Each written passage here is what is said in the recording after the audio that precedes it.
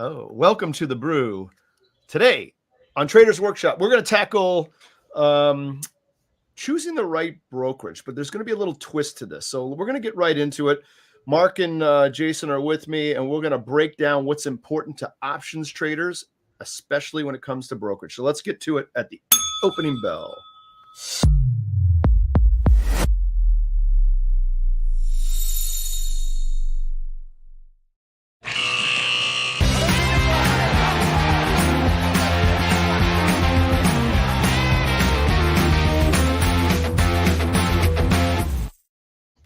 Good morning, gents.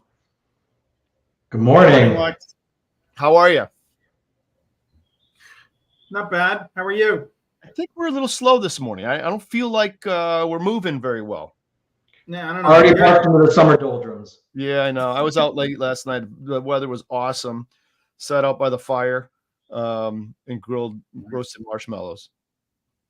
No, that's why no one's trading today. I did not roast last night roasting marshmallows. Yeah, I did not roast marshmallows. I had a tasty beverage, though. I will say that. All right, let's get to it. I know we got a tight time here. So last week we teed up the idea that if the world and the regulator said, guess what? You can't charge anything anymore for brokerage, options, stocks, you name it. What would be a differentiating factor or factors that would keep you at a particular brokerage? So now it's not about price. So the only point we're making here is we're taking price out of the equation. So it's no longer discount. It's no longer anything relative to price. It is basically what are the 1, 2, 3, 4 key points or factors that would attract you to a brokerage, right? And let's kind of keep it around, option centric, because I think stocks are kind of easy. I mean, you buy them or you sell them. That's it, right? Mm-hmm. So there's not too much analysis there. Every graph looks like a 45-degree angle, one way or the other, right? So not too much tricks there. But I'm going to focus more on the option side of this. And see if we can come up with some real key points for a brokerage that to kind of focus on. So you were going to say, Jason, sorry. So I think obviously, to me anyway, the first absolute thing is reliability. Of what? What do you mean by that? I want to know that when I put in an order that the brokerage will honor it. A lot of time, when the GME saga happened, even when GME saga happened the other day, there were people halting GME. E-Trade came out and said that they may take away Roaring Kitty's account for possible, as if E-Trade is the SEC and they think he's manipulating a stock. I don't want any of that. I want to feel like the broker-dealer is on my side and that they are doing a trade that I feel I want to be able to be done. Okay, fair. Mark, any comments on that? Yeah, no, I think if I were to rank the big 3 items, I think, and it depends what kind of participant you are. The weightings of these are going to, vary whether you're a pro or whether you're retail. I think you care about execution, and I think that sort of is what Jason's getting at. Like if you send an order, you expect that to be routed for best execution. You expect it to be filled at the best possible price available in the marketplace. You expect it to be filled according to your orders and instructions as they abide by the rules of the marketplace, yada, yada, yada. Like I think execution's a huge thing. Yep. Let me jump in real quick so I don't forget. So relative to that, though, would you agree that in today's regulated environment that's taken care of for you? Now, it's not taken care of in speed necessarily. It's taken care of you in quality, because as any brokerage, you can't give a price back that isn't part of the NBBO at a minimum, right? Now, there's price improvement and mechanisms, et cetera. But is that a brokerage function or more of a, function of the marketplace at large? What do you think about that? I would say I think what we're saying. Go ahead, Jason. No, I mean, I think what we're saying is that the brokerage does have the power, in the regulated marketplace, as far as like showing quotes and everything. Yes, the brokerage, pretty much all brokerages are covered. But what I think we are saying is that we want that reliability of execution, regardless of, we want to feel like the broker is on our side on the execution, as opposed to, I guess, really the whims of their clearinghouse. Okay, fair. Okay, good. That's good. So we have reliability of orders being sent as number one. I put execution quality as number two. I want to actually jump onto your point though a little bit, Lex, about like the whole like does the regulated marketplace take care of some of this? Because I think what Jason's saying is one dimension, but like in terms of the regulation from are you going to get the best price? Is your order going to be, executed at the MBVO or better? Like I think from a retail trader's perspective, because of all that regulation, because of all the competitive dynamics, you can mostly put that, concern aside. I'd say that it's at sort of the bottom. Yeah. Except in the GME circumstances where there might be some politics about like, what happens there. But like, I would say a professional options executor or even stock executor probably puts execution at the top because there are a ton of nuances to the microstructure and getting best execution. Now, that's a very small count of participants that represent a large portion of the flow. But, for most retail investors, most buy side, whether you're a big institution or whether you're sitting in your basement, like execution kind of can be at the bottom of the heap because of your point about, all the regulation and competition that enforces good prices for retail traders. Right. Okay, that's fair. Would you think then that any of the major broker dealers and even minor ones who are conducting options business, do you think they have an issue with that? I think it feels like they'd be on par. I've heard things, from our customers versus TD people. Sometimes the TD fills are better. Sometimes our fills are better. I'm not sure the mechanism. Mark, you probably know it better. It could be the timing of when that order's sent and just the ever-changing part of this underlying stock, even with milliseconds, as to when that market maker on the other side is going to say, I'll do it at this price versus the one you just got filled at 40 seconds ago, right? Or 3 seconds ago for that matter. The question wasn't qualified. What is the best? You didn't do what would TD do better than Tradier or something like that. You said, what are the things that we would look for? So. Oh, I understand that, but I'm just wondering. I'm wondering if it's even a point of contention, because I think everyone's doing the same thing, unless you're having a bad technology day and your internet went out as a brokerage and you can't submit the order or send the order, right? Which happens for sure. And I think there's some broad differences and there are nuances. There are definitely brokers that ask for more payment and there are ones that ask for better execution quality. So at a high level, there will be slight differences. Like Interactive Brokers on their pro platform famously does not collect PFOF. And so it's a different dynamic about how those orders, will get traded, and brokers will make different decisions about those. Mm-hmm.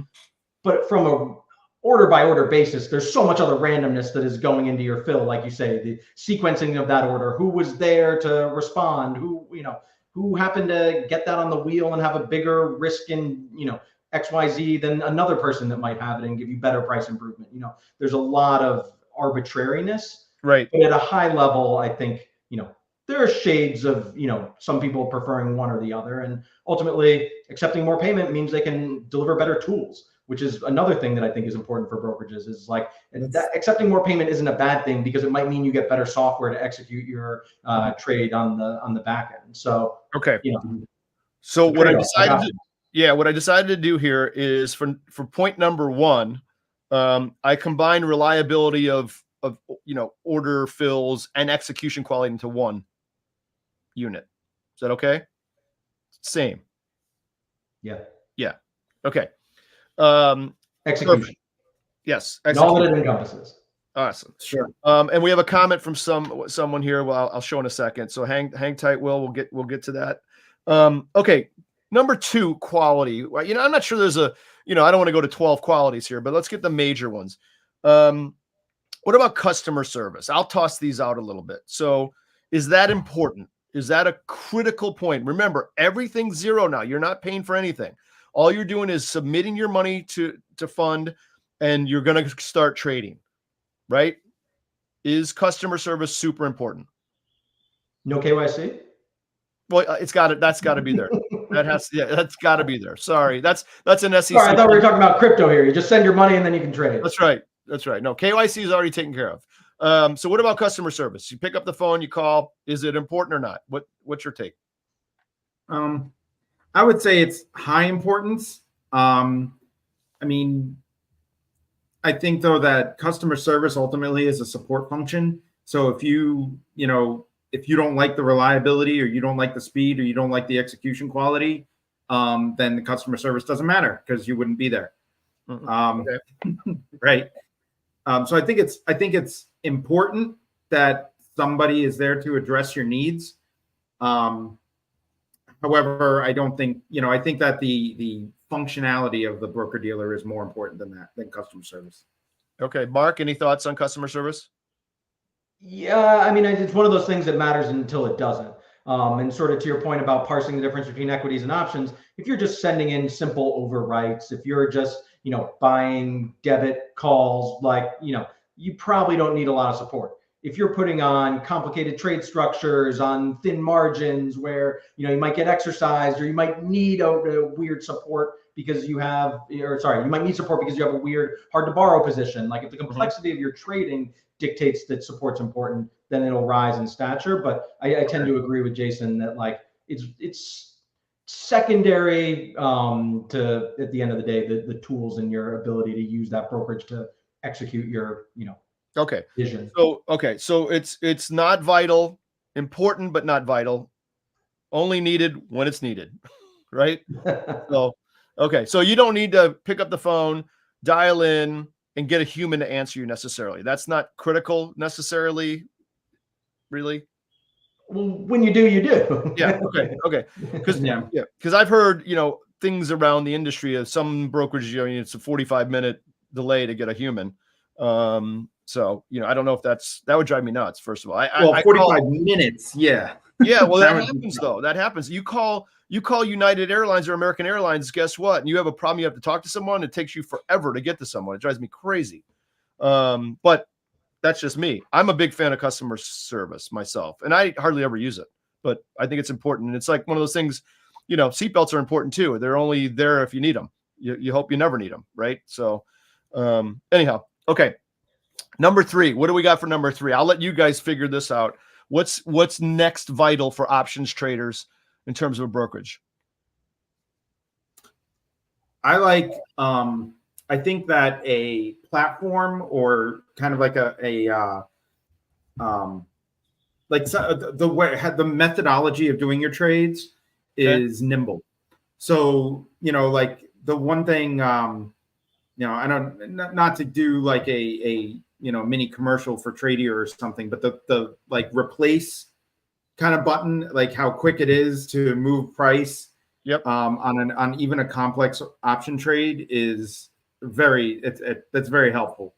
Okay. I think that being like nimble and being able to create complex trades and to see it, it's I'll go with Thinkorswim, so I'm not sitting there feeling like a shill for Tradier. But the Thinkorswim platform gives you like that what if scenario. You can analyze it and say, I could expect this kind of profit if this move is made on my complex order trade or on my complex option trade. Right. I kind of like that ability to analyze what I'm doing and the nimble replace, cancel replace functionality. Sure. Mark, thoughts on platforms, trading tools, etc.? Yeah, I think if we have our 2 buckets so far of execution and support, tools is the third leg of that tripod. Okay. Broadly, like the interfaces and the scenario analyses and all those kind of order management tools, like all that for like how you can access the markets is, I think, very very critical. And you were talking about our what if too, so to compare and contrast. So you use that a little bit. I know I use the Tradier Pro what if a good bit too. So I agree with Jason that those tools are great to see, probability of profit, all that kind of stuff you can throw in there. You can put markers. And how a position behaves over time. I've seen thousands of positions in my life, but like being able to see like where that P&L chart is at what point in the time, like that's incredibly valuable. Sure. And like I think at the end of the day, like that type of information or tool is perhaps more useful to buy-side traders than Greeks even, right? Like I would rather have what if than gamma in Tradier Pro. That like at the end of the day, like my strategies don't require gamma, knowing the gamma of my position. It's interesting. It's there. I'm glad you guys have it. Don't take it away. But like knowing what the percent of profit or what my P&L will be if stock is at this point, you know, given vol assumptions, that type of stuff, like that's more meaningful than, a lot of stuff. Yeah. Okay. That's fair enough. What about relative to the trading tools at large? What about, I'll just call them conditional advanced orders and automation. How important is that to, to you guys, I know it is because you guys are more advanced, but let's just take it to the, more or less the everyday sort of options user. Is that a super important tool to have to automate your workflow and to have the ability to put OCOs out there and OTOCOs and all that kind of crazy stuff, write scripts for your workflows? How important is that? I plan on using, I like the scripts and having an API. The OCO thing I don't use. Okay. Mark? Yeah, I mean, I think for the right setups and everything, they're great. Complexity, introduces complexity though. So I think it's, you got to be careful what you're doing with orders like that, especially with options, thinner order books, weird ticks, like options are gnarly. So in the right place, if you know what's going to happen to your delta and you know what you're doing, I think they're great, but definitely an advanced tool there. Okay, let me show this from Will. I promised him I'd show this. See if you can read this fast. This is a little commercial for Tradier, so I love showing it as well. Thanks, Will, for this, by the way. But this is the chill. Yeah, so this is interesting. This is a nice comment about the APIs. So do you guys get all that? Yeah. Okay. So we're gonna be using stuff like this too, in ad Deum. Right over here. And ad Deum funds, when we relaunch, we're going to have algorithms that interact with the Tradier API. Okay. I think APIs are advanced, for the advanced trader, because you have to know how to program, you need to know how to hook into them. So I think it's good for the average retail, person who's mashing the buy or the sell button, they probably don't care as much about the API. But for advanced traders, I think Mark, likes it. And I also think that the fact that the Tradier API allows you to build your own tools. If you can program, the API is huge. And I think that helps with algorithmic trading options or stocks, or futures. I think Tradier is coming a future soon. Yep. I think that's a huge deal. That helps big time if you have a nice API. Great. Fair enough. Okay. What about back to the platform part of it? I forgot to ask one question. What about, I'll call this generally trade idea generators, meaning some sort of container that has a research component. Now the research can take many forms. It can be something that reads a chart for you and gives you some ideas about what it's seeing. Okay. It's not going to tell you to buy or sell. It's going to give you, something to sink your teeth into, or some implied volatility versus realized volatility workshop that gives you some idea of where implied volatility is and can also lead you down the path of making a trade because of that information, or news or dividend information. So it's broadly, the research or trade idea generator component. How important is that at a brokerage to retain your services or your money? Better be careful with MiFID 2 here, right? And the unbundling of research and execution. But seriously, I think like indicators and data points like that are very helpful in terms of framing a strategy as you're looking at, a strip of options information. Implied, realized, facts like that. I think to my point about previously about how what if might be more important than gamma, I think almost more important than an implied volatility level would be simple P&L calculations for people about what a covered call is going to return, or what, that in the reality, I think retail traders would do better to think about tools that help them understand scenarios and returns and percentages rather than like getting too far down the complexities of like Greeks, for example. Right. Okay. So the research, is that a plus, a positive for you, or the research part of it in general, or not? Sorry. I guess if you, I would differentiate between. I think the thing is data points. So like implied historical volatility numbers are like more like data points. As far as like trade ideas, I mean, I was joking about MFID, but MiFID too. But like brokers aren't allowed. They have to separate the provision of true research pieces, like sell side research. Yeah, I guess what I mean by research is you as a user conduct it's at your fingertips. You have to decipher it. It's up to you. There's not going to be an algo or an AI component, or something says, hey, buy it here, or a signal necessarily.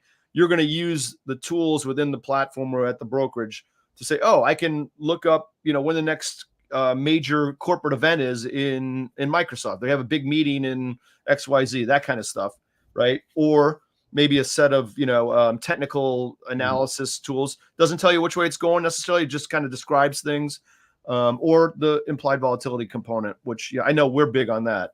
We like having that piece. But again, end of the day, you as a user have to make the decision. So that's important, because I know where you're going with that, Mark. Yeah.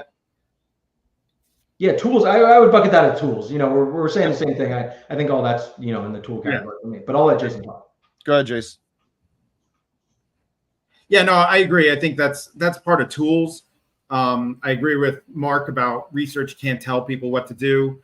I do think that having that research at your fingertips is nice, but something like an economic calendar, there are about 800 different economic calendars out there. Sure. Yep. And it doesn't really require all that much to have like a browser window open with an economic calendar out there, and my broker dealer separate. So I think it's nice, but not essential. Not critical. Okay, cool. All right, so a couple more things here then. What about two more things? Maybe they're the same. I don't know. Diversity of products. Okay, and I know we're sort of focused on options trading here, but is it important to have options, stock, futures, Forex, crypto? Is that critical as well in terms of stickiness at a brokerage? What do you think? I think that would definitely help me with stickiness, because there's not many brokers out there that offer everything. I mean, that's IBKR right. Kind of does, but you can't trade. Yeah, but you can't trade like crypto in the same place where you can trade, and then because of that, portfolio margin becomes helpful too. Sure. Because if you have portfolio margin and you have. Yep. I'm going to put portfolio margin under there. We'll call it PM for short. But all the products is helpful. Okay, that's Jason's opinion. Mark, you feel the same way or not? Not so much. Yeah, absolutely. From a margining perspective, the ability to have everything in a single place. I mean, you see this, from the biggest institutions and how they manage their primes, like all the way down to like the retail trader. Like if you can buy crypto, futures, Indian stocks, like options, sure. Canadian equities, like, all in one place, more power to you. Right. Okay, fair enough. Anything else? What about one more from me? Convenience factor, meaning the one example I always get is, do you have a debit card that I could use against my account? So some places have that, some places don't. To me, it's kind of a convenience factor, I'd say, at large. And under the convenience factor for me would be ease of money movement, withdrawals, deposits, all that sort of thing. Can you do it with just digitally, right? So I don't know how you guys feel about that. It's probably a secondary sort of importance, but maybe that's not true in your opinion. What do you think? Don't all jump at once. Seriously, really don't. Yeah, again, this is like another one of those things. You don't join a broker dealer to like be a bank. Like I'm not going to hook up my billing to the broker dealer. Yep. So to have a debit card on my broker dealer kind of seems of low importance to me. Okay. I think though that definitely the ease of deposits and withdrawals are very nice, like the ACH kind of thing. If I want to transfer I quit my job and I want to transfer a 401k into an IRA very quickly and easily. That's a big deal. I have like a lot of friends who are government employees, and the government has the TSP program, the Thrift Savings Plan. They make things very difficult to transfer if you quit government. So I think because and even within broker dealers, there's a lot of like regulatory paperwork and stuff like that.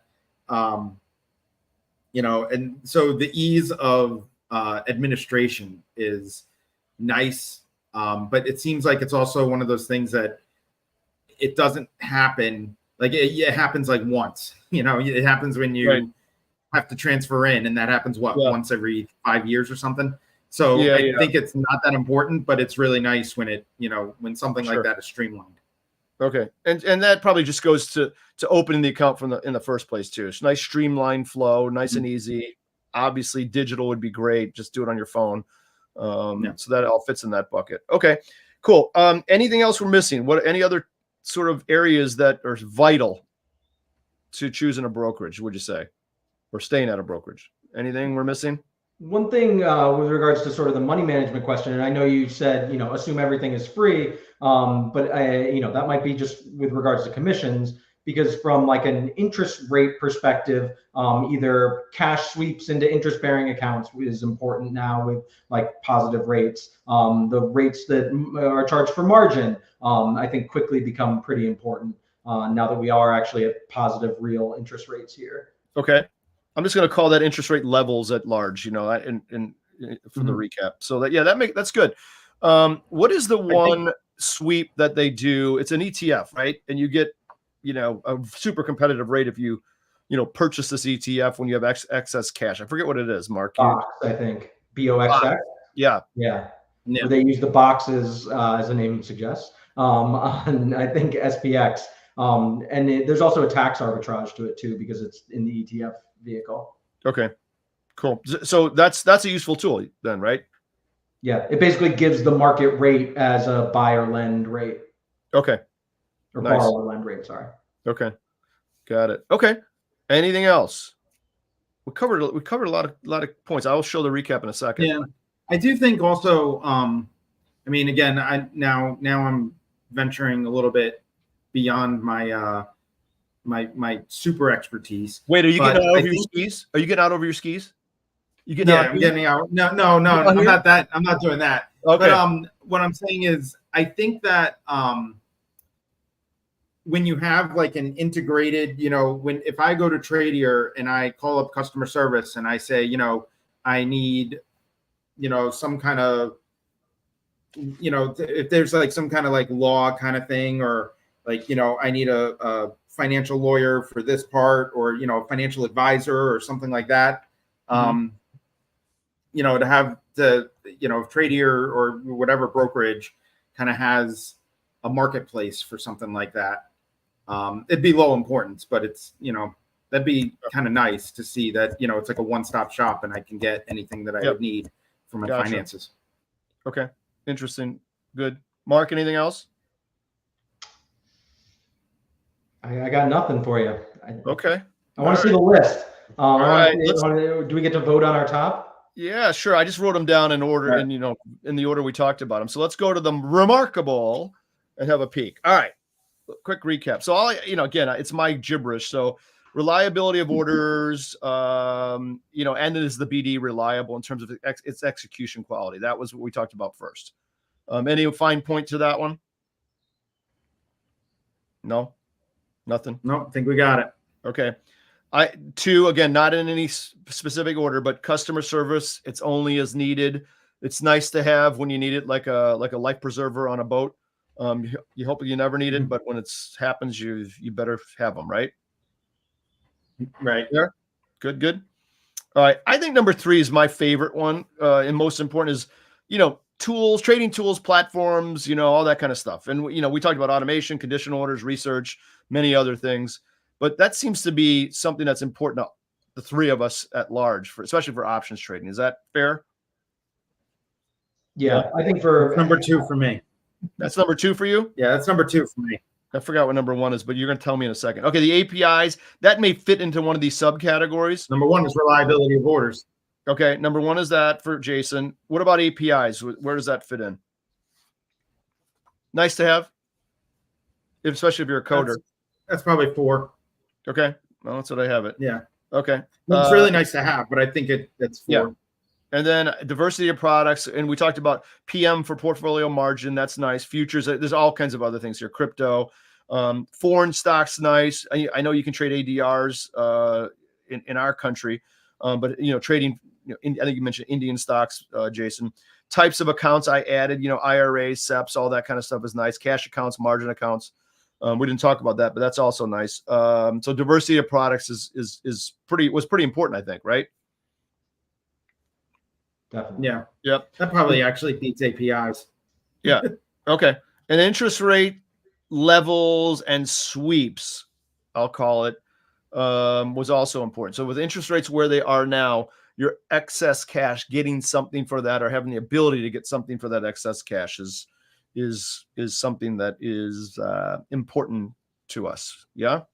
Yeah, and treasury management in general, like moving funds, rates on funds, all that, Right. good and fun money management stuff. Yep. Okay.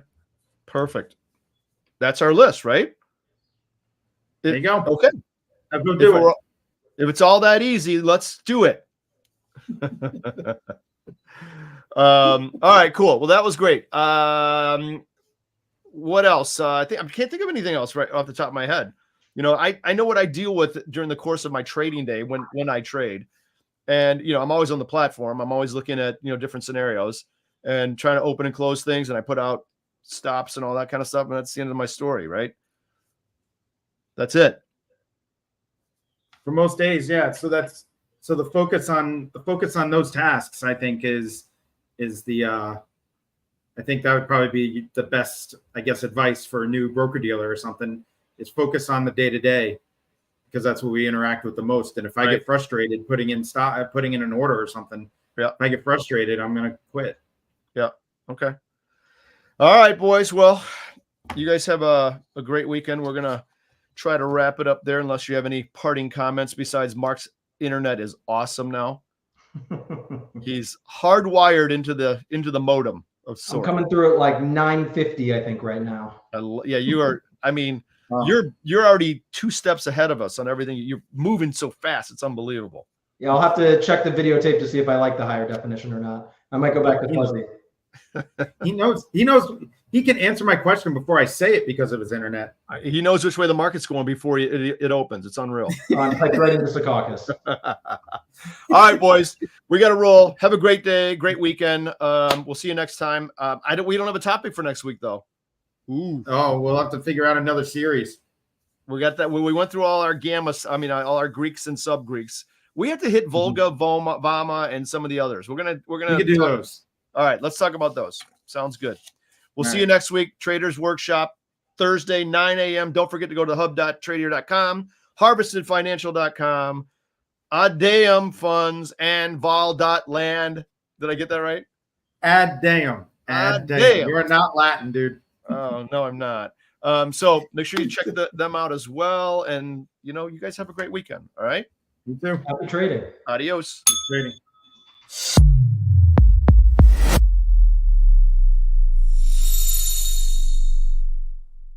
All opinions expressed by Tradier Hub contributors are solely the contributors' opinions and do not reflect the opinions of Tradier nor its affiliates and/or subsidiaries. You should not treat any opinion expressed by Hub contributors as a specific inducement to make a particular investment or to follow a particular strategy, but only as an expression of their opinion. The contributors' opinions are based on their own personal research, but neither Tradier nor its affiliates and/or subsidiaries warrants its completeness or accuracy, and it should not be relied upon as such. Any trades or positions discussed or referred to by contributors may or may not be actual live trades or positions. Such information is not intended to be financial or investment advice. Tradier Inc. is the parent company of Tradier Brokerage Inc. Tradier Brokerage Inc. and Tradier Inc. are separate entities with their own products and services. Securities products and services are offered through Tradier Brokerage Inc. Tradier Brokerage Inc. is an independent subsidiary of Tradier Inc., all rights reserved, member FINRA SIPC.